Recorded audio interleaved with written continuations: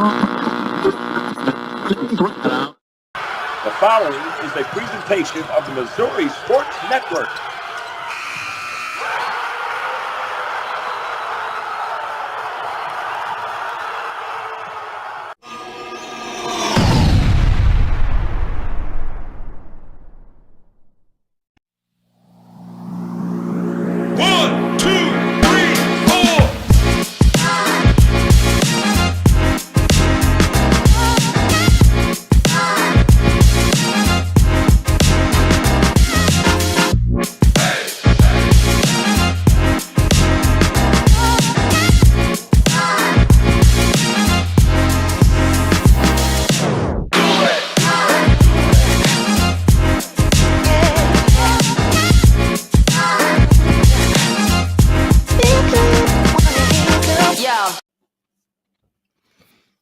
Hello, America. Welcome back to Huddle Up here on the Missouri Sports Network inside of Bambino Italian Cafe Studios. I am one of the hosts. You can just call me the good looking one. I'm Johnny Mack, the one up there, the guy who's, I think there's hair on the side of his head. If you can see this broadcast, that's Guy Newcomb. They call him Scoreboard Guy. And DA knows better to go capless. It would make no sense. He would have cold ears. So that is the coach right there, Coach Darren Archer. Hey, welcome back, like I said, to a new episode of Huddle Up. Hey, we appreciate you being here live across America. Fellas, what's going on? Guys, start with you. Give me something good to talk about, brother. Well, it ain't gonna be the Cardinals. I don't know what's good right now. I took my dad, spent the day with my dad today, and that was a good time, and got to eat a really good lunch. But going to have to get out and probably put 4 or 5 miles in on the treadmill. But I enjoyed today. Good deal, good deal, Coach. Yes, sir. You got something good? I know you got something good. They little and they cry a lot. Talk to you. Yes, I've had 2 new granddaughters in the last month, and I got to meet both of them. And the great thing about being a granddad is you can spoil the dog out of them and then ship them right back home. But hey, enough about me. School has started. That means fall sports are right around the corner, and can't wait for the fall season to get kicked off. Football's coming up really quick along with the other sports. We got a lot of that to talk about today. And so really we're going to kick this thing off with a topic that just doesn't make me feel good. The Cardinals are in a free fall. And when I say a free fall, there's not like there's a parachute coming. I mean, this is going to be bad. Right now, as we sit here before we go on air, they lost 8 of their last 10 games, Guy. The 6 games out of the final wild card spot with approximately 4 or 5 other teams in between. Right now, it's a bad thing going on over on the east side of the state. Nolan Gorman just got sent down. Guy, if you had to do an overall assessment of the hitters, Gorman, and what do you think really turned around, some injuries and things like that, what would you say about the Cardinals? And there just seems like a lack of urgency. What do you think, buddy? Oh, it's absolutely ridiculous. I mean, St. Louis is the only team unless I've got blood on the floor, the Cardinals are the only team I live and die with. And it has been absolutely miserable for me to tune in and to watch them. They get swept by the Reds, and then the Royals sweep the Reds, a few days later. And their hitting is absolutely atrocious. And you talk about, Gorman, he struck out 151 times and 365 at bats. That leads the league, and he's not even playing every day. And he's still swinging through pitches. Goldschmidt's swinging through pitches. And on August 4th, when Ciani went on the DL, he was a pretty legit center fielder. And now they bring in this Victor Scott, and he's hitting like buck, or he's not even hitting a buck. And he's like at 70. And their next 17 games are against playoff teams. They could finish with a worse record than they did last year and be in the cellar. And if that doesn't cause ownership to make some changes, I don't know what will. Well, DA, I don't even like kicking it over to you on this one because you kind of like it that we're not doing. Being a Cubs fan that you are, but you don't have a whole heck of a lot to say because there's not a lot happening on North Side Chicago. But DA, if you could contrast the Cardinals or compare the Cardinals and the Cubs, what is wrong with them this year? Gosh, what is right with them? That's might be easier to answer, and that's not a whole lot. Yeah. Welcome to my world, guys. This is the world the Cubs live in, and it's frustrating. It really is. And I think it starts, I've said this for a long time. I think it starts with Mozeliak and his overall management of the team. And Jordan Walker, why are you sending Jordan Walker back down this time of year and not getting him some playing time and reps, at the plate and in the field? Your complaint against him is defense. Why not throw his butt out there and let him get some experience and trial by fire? He's a young one that eventually you hope is going to be one of the cornerstones of your team. And they're shipping him up and down, up and down. His head's probably spinning from going back between Memphis and St. Louis every other week. So I think a lot of people, and I speak about Mozeliak, the only move that, from what I've seen from afar, that fans approve of is them finally sending Gorman back down, to get some reps and hopefully get corrected down at the AAA level. So who knows? It is frustrating at the beginning of this season with the way Milwaukee kind of unloaded a little bit over the winter. You kind of thought they may be bringing up the rear, and shoot, there's a little over a month left of the season, and they're actually up 10 and a half games as of today, and kind of are running away from it with the Central. Yep, and that's something that, as the season progressed, you kind of saw them kind of come together. I read an article about the Contreras brothers and how he just felt like it's them against the world. But enough about the Cardinals, because I like my computer and I don't want to throw it up against the wall. On the other side of the state, I mean, it hurts my soul. I'm born and raised in St. Louis. I'll be honest with you. We had a new hire at our office, and they got to show everybody around. And I won't put this individual's name out to the public, but he sees that I have, a Matt Carpenter bobblehead, and I got Cardinal stuff in my office. And he goes, "Oh, you're a Cardinals fan." I'm thinking he is. He goes, I go, "You are?" "Yeah." He goes, "No, I'm a Royals fan, and we have Bobby Witt Jr. and we got Patrick Mahomes. Life is good for us." And I'm like, if you don't get out of here right now, I don't think I like this guy right now. But on the other side of the state, the Royals are 70-56. The last 10 games they played above 500, a 6-4 guy. They're not that far out of first place, and they're definitely in the wild card hunt. From what I might heard, guy, there's some rumblings about them being one of the better teams in baseball. Well, you start with the pitching staff, and they've got 3 guys with 10+ wins, and then Singer's right there with 9. And I tell you, the biggest maybe pickup at the deadline may have been Lucas Ursig, coming in at the end of that bullpen, and he has not allowed a run. Since he's been with the Royals, he's not even allowed an inherited run to score, and he hasn't walked anybody since he came over. I mean, he's just lights out. He's 98, 99 on the corners. That's a huge pickup for them. And then Bobby Witt Jr. is he's hitting 400 since the All-Star break. He's batting 351 on the season. He scored 110 runs. I got Salvi Perez is back in 2014 shape with regards to hitting. He's playing great defense. And with the ability there with the DH and being allowing him to play first base and not having to take Vinny Pasquantino out of the lineup, and Pasquantino is like 3rd in the league in RBIs. And they got 3 guys in the top 10 in RBIs this season. And, their run differential is like a plus 107. They're one of 5 teams, over 100 plus in the run differential.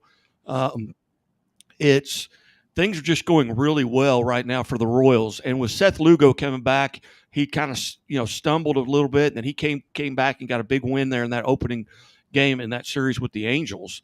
If he gets back to his, 2 weeks ago, they're talking about him winning the Cy Young.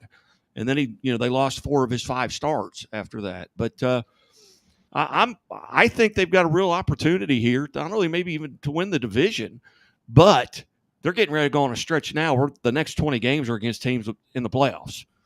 And they don't have the tiebreaker. If they tie with Minnesota or Boston for that 3rd wild card spot, they don't hold the tiebreaker to either one of those teams. And this is going to be a stretch run where it's really going to tell the tale, I think.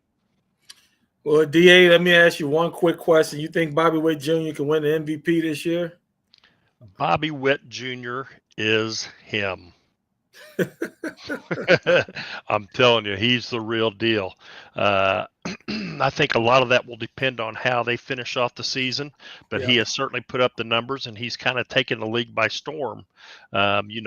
Local like us, people in the state, have had an opportunity to know how good he is before this year. But I think the rest of the league and the rest of America are beginning to see just how great a baseball player he is. Makes a big difference. Absolutely. I think he definitely has a chance. So, hey, gentlemen, that's a good segment. Way to wrap it up and with, on a good note with the Royals instead of with the Cardinals. Hey, we'll be right back. You listen to Huddle Up here on the Missouri Sports Network inside of the Bambino's Italian Cafe Studios. We'll be right back. We're going to talk some NFL. Definitely going to get into the Chiefs. And so don't go anywhere. Hi. I'll have the avocado toast minus the avocado. So, toast. Yeah. Everything is so expensive these days. Hey, Chevy gets it. That's why they're keeping prices down to earth, like on the most affordable EV in America. A super strong and capable Chevy truck. And a high-tech Chevy SUV. Why is Chevy making affordable vehicles connected by OnStar? It's so together, we can do more. We believe banking should make your life greater. It starts with affordable options to meet today's needs and tomorrow's dreams. From smart account options that fit your style to flexible loans for what comes next. It means convenient ways to access and manage your money whenever you need it and wherever you're headed. Most of all, it takes great support. Someone you can count on for trusted guidance and to be there for you every step of the way. Great options, great convenience, great support for life. Great Southern Bank, understanding what really matters. Welcome back, everyone. Thank you. Thank you for being with us. Listen to Huddle Up here on the Missouri Sports Network inside the Bambino, the Italian Cafe Studios. Once again, this is Johnny Mack. That's Guy Newcomb. Coach Archer is at the top of the screen. Hey, look, guys, let's just jump right into it. Hey, the hot topic here is the Chiefs. They're just the hottest thing going right now. Patrick Mahomes did a behind-the-back pass, which he said he wasn't trying to do, but it looks like that was a scripted play. The Chiefs are ready to go. They open up September 5th. The first game of the year, Thursday Night Football. It's going to be a great game to watch. There's some new roles for some new people, some couple specialty roles that we're going to get into. But I want to open up with you, Coach. What's the Chiefs' ceiling? They play 17 games, Coach. What are you putting them at? I'm putting you on the record right now. I think they get to 11. Okay. They've got maybe 12. Looking at their schedule, their non-divisional games are pretty tough. When you think about the Bengals, Ravens, and there really aren't too many gimmies there outside of the divisions. So I think they'll win at least 11, maybe 12. Depending on how things go. And you know how it is, Johnny. A lot of it depends on,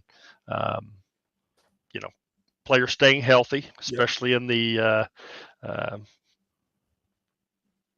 very important positions all over the field. But Mahomes got to stay healthy. Receiving core has to stay healthy, just because you don't really know what kind of numbers there are. But I expect them to have a good season and a very good season. And hey, they're still champs till somebody knocks them off.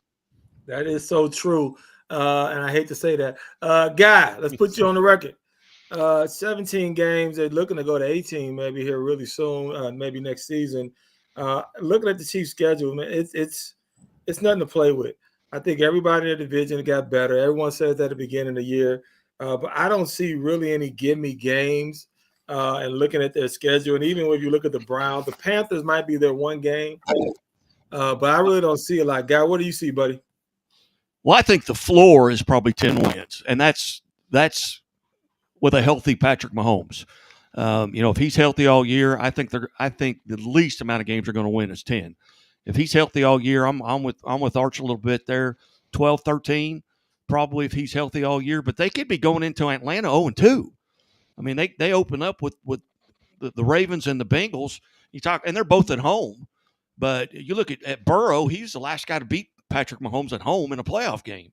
So he's comfortable there. But they could be, like I said, going into Atlanta. And you got to stretch there from December 15th to the 25th. That 10 days, they played 3 games. That's never happened before in the NFL. And, that stretch right there, and they finish at Pittsburgh on Christmas Day, the 25th. So, I mean, I still think if Patrick Mahomes stays healthy, which is going to be key on his, tackles staying healthy, I think the minimum they're going to win is 10. But if he's healthy all year, I'm going to say 13. Well, that's a lot. I mean, I don't know how much the Chiefs improved on defense. I mean, I don't know if they got that corner to fill out for Snead, who's a big part of their defense. We're going to see, and I think the league caught up with them some last year, but I mean, Patrick made some plays, and there was some fumbles, and it's just the way the Chiefs are, man. They got some magic going. I'm just not really sure. Hey, I got a question for y'all. If you had to pick one, who would be your number one fantasy football pick? Player. Well, it's the running back at Christian McCaffrey. I mean, he's the best player in the league. Yeah. And number 2 would be who? Ooh, maybe Jefferson, wide receiver at Minnesota. Yeah. And so, I'm running to that with last year. I was one of the dummies that took Travis Kelce at like number 8. Didn't work out really good for me. Didn't work out really good, but I heard Kelce this year is doing a couple other things. God, tell me about a couple new roles he had. Well, it came out Tuesday. I'm sorry. Came out Tuesday that Dave Tobe, the special teams coach, announced that Kelce would be the emergency long snapper. Wow. Kelce, a former college quarterback, when he went to Cincinnati, he went there as a quarterback. So he's got the hands and things like that. And then on, Tuesday night, Adam Sandler revealed that Kelce was going to have a cameo appearance in Happy Gilmore 2. And I was listening to some things on Wednesday, on the air coming out of 610 Kansas City. And I guess Kelce had reached out to Sandler and just said, hey, can I get in this movie? I love this movie when I was growing up, the first one.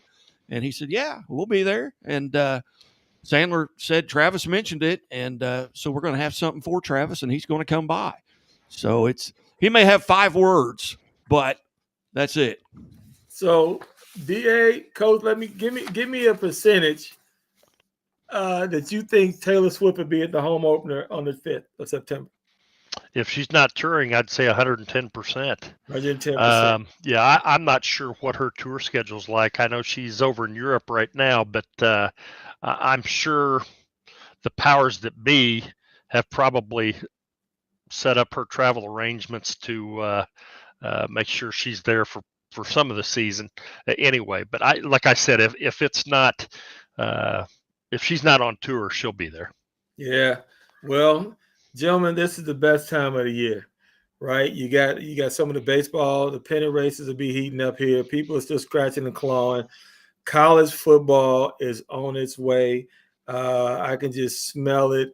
I'm looking forward to seeing some of the heavyweight games that are coming up. But staying here in the state of Missouri, it's high school football time along with all the other fall sports. And we're super excited here at Missouri Sports Network to be right in the middle of covering these high school athletes and giving them the spotlight that they deserve. On some jamborees for Friday night coming up. So we're going to take a quick break here on Huddle Up on Missouri Sports Network inside the Bambino's Fine Italian Cafe Studios. And we're going to come right back, and we're going to jump right into the high school scene and let you know what's going on in Europe. Imagine a bank that goes where you go, creating seamless solutions for every step in your financial journey, allowing you to manage your money the way you want to, with a banking relationship that makes every day extraordinary.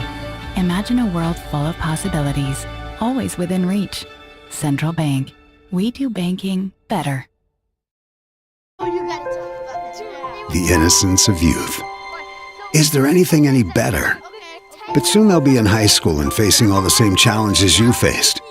How to make friends, how to fit in, how to be cool. We want our children to have everything they'll need to live fulfilling and productive lives. Make sure the kids in your family are among the more than 290,000 participants here in Missouri who take part in high school sports or activities. Welcome back, everyone. You're listening to Huddle Up here on the Missouri Sports Network inside of the Bambino's Fine Italian Cafe studio. Johnny Mack here, Guy Newcomb, and Coach Darren Archer. We call him DA. Hey, here on the Missouri Sports Network, we are very much we're about Missouri. We'll talk some national professional sports, but mainly we want to make sure we're highlighting the collegiate athletes along with the high school athletes here on this network. That's what we do. And right now it's fall, and that means football, volleyball, cross country, women's golf, women's tennis, lacrosse, men's soccer, and softball. If I miss one, guys, fill me in. And we are dedicated to making sure that we put out information regarding all of the fall sports and all of both men and women's sports. If we have missed something by chance, if we didn't get it up, please send us an email, contact us on Twitter, reach out to us on our social media platforms, and inform us of what we missed, and we'll get it out there. Okay, I want to make sure we let everyone know what we're about here on the Missouri Sports Network. Let's jump off into some football right away. Big Guy, Coach. Jamboree's coming up Friday. Guys, are there any teams in particular, any jamborees you're looking forward to looking at, watching? Well, they're hosting one at Parkview. That's where Bolivar's going. It's down to Parkview. Mount Vernon hosts one as well with, Cassville, McDonald County come into their place. Joplin hosts Webb City, Lamar, and Carthage, I believe.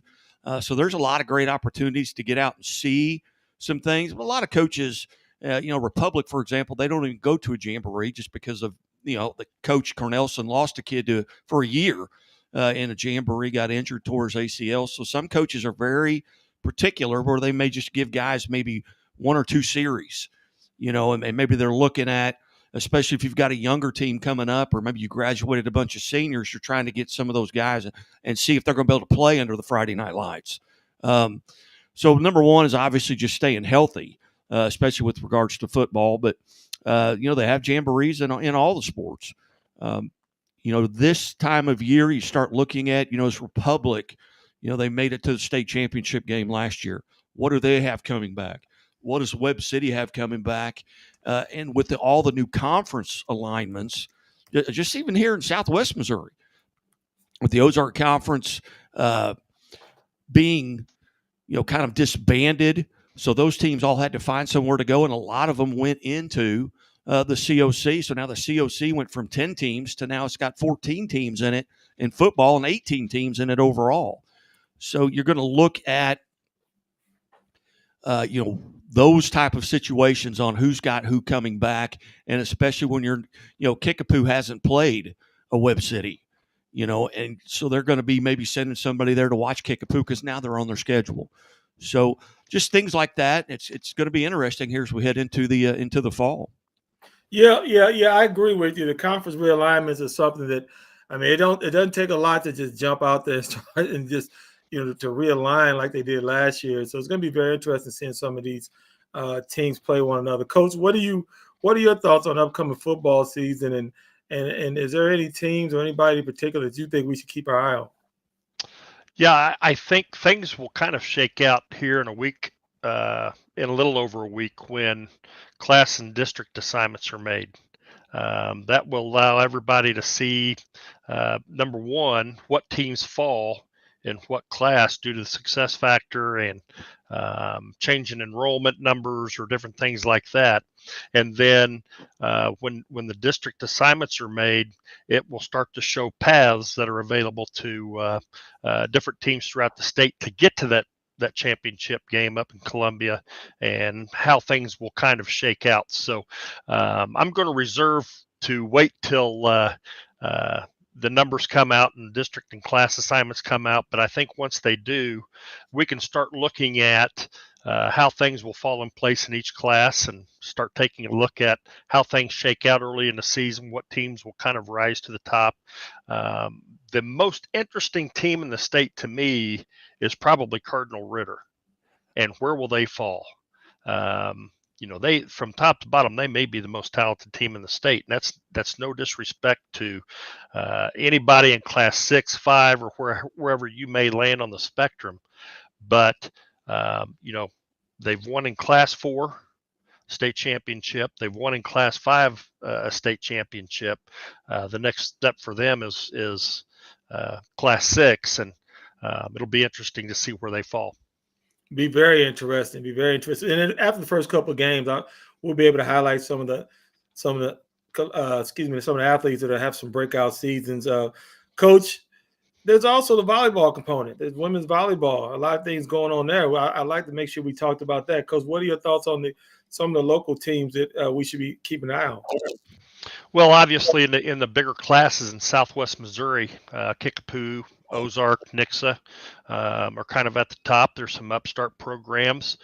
You also have programs such as Logan Rogersville. And Guy, you can help me out here with some of the lower classes, but Clever's had a very good program in the past. I'm not real up to date with where they're at this year and who's lost what, but throughout the state, there's going to be a lot of good teams from out of the Kansas City and St. Louis area that will probably have a say in at least the Final Four. You think of Lafayette High School out of Wildwood. I mean, they're probably the team to beat again, and just have that system going on. Herman, who I believe is in Class 3, maybe. I'm not sure how things have adjusted, but Herman traditionally has a great program. So it'll be interesting to see who the upstart programs are, and kind of watch things shake out as well. And they're in the same boat. Their district assignments and class assignments will come out in about a week and a half, and that's when we can kind of sit down and start analyzing who's going what direction and who's going to meet up in sectionals, quarterfinals, Final Four matchup potentially. And that's the neat thing about this time of year is you can kind of once those announcements are made by the state, you can start taking a look at the bracket and who's going what direction. I agree with you. And like I said to our listeners out there, we will be talking about all the high school fall sports every week. If we miss one, or you say, hey, had you heard about this team? We might have not necessarily heard about it right away, but please let us know. Contact us on our social media platforms. And gentlemen, thank you for those updates on those sports. I do want to say a couple things before we get out of here.